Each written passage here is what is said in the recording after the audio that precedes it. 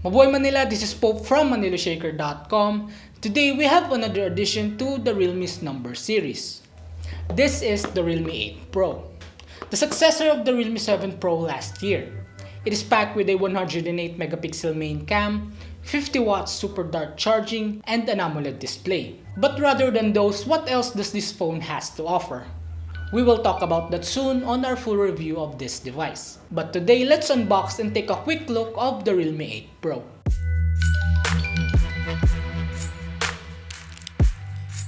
Upon opening the box, as usual, we will be greeted by a compartment box, which contains the SIM ejector pin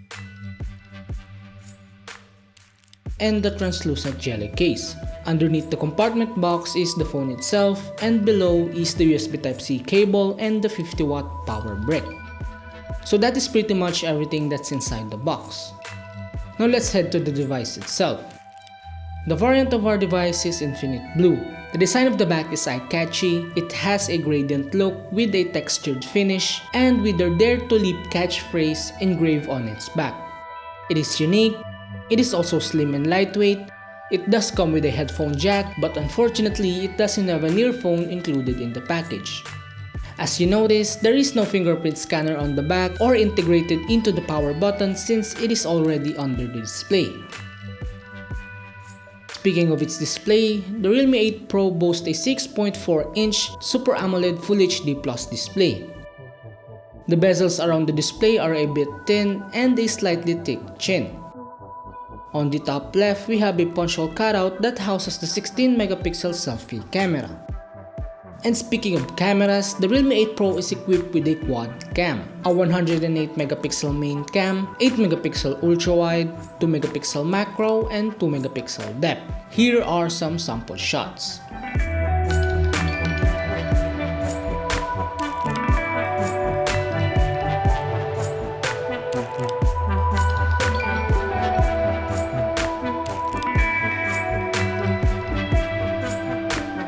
Now inside the Realme 8 Pro is powered by a Snapdragon 722G with an 8nm process.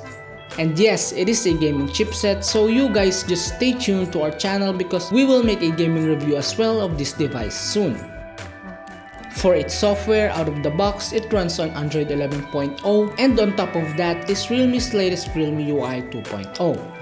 It has a 4500 mAh battery, which is paired with a 50-watt super dark charge, so charging the device is much faster than before. Although we haven't tested it yet, so stay tuned to our full review of this device soon. So if you're asking for its price and availability, stay tuned on Realme's live stream launch on May 11, 6 PM on Realme's official Facebook page and YouTube channel. In there, they will announce the price of Realme 8 Pro and its availability as well. So that's it for now. What's your wild guess about the price of the Realme 8 Pro? Thank you guys for watching. Be sure to subscribe and ring the bell so you will be updated with our future contents. Also, don't forget to visit ManilaShaker.com for more tech news, reviews, and comparison of the latest device. Once again, this is Pope, and mabuhay Manila.